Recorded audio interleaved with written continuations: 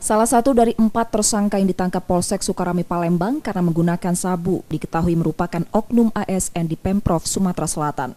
Tersangka NJ merupakan PNS golongan 3C. Tersangka NJ mengaku ia rutin mengkonsumsi sabu 2 bulan terakhir. Bahkan tersangka NJ pernah menjalani rehabilitasi narkoba selama 7 bulan pada 2009 silam.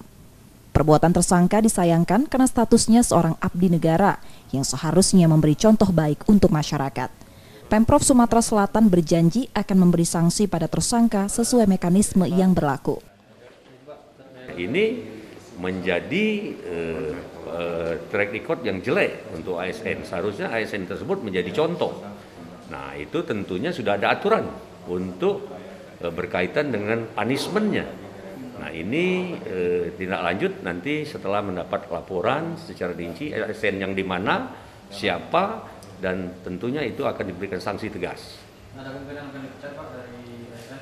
Iya, yang pasti kan secara mekanismenya regulasinya sudah mengatur. Ya, apabila mereka betul-betul menjadi pengungsi dan juga apalagi lebih dari itu, tentunya aturan akan ditegakkan. Berapa bulan? Sesuai peraturan pemerintah nomor 11 tahun 2017, ketika seorang ASN resmi ditahan, maka statusnya diberhentikan sementara. Sanksi selanjutnya menunggu putusan pengadilan yang berkekuatan hukum tetap. Sedangkan Undang-Undang Nomor 5 Tahun 2014, jika terbukti hanya sebagai pengguna dan divonis di bawah 2 tahun, maka yang bersangkutan akan dikenakan hukuman disiplin berat. Jika terlibat sebagai pengedar narkoba, yang bersangkutan langsung dipecat. Emreski Nurmizan, Kompas TV, Palembang.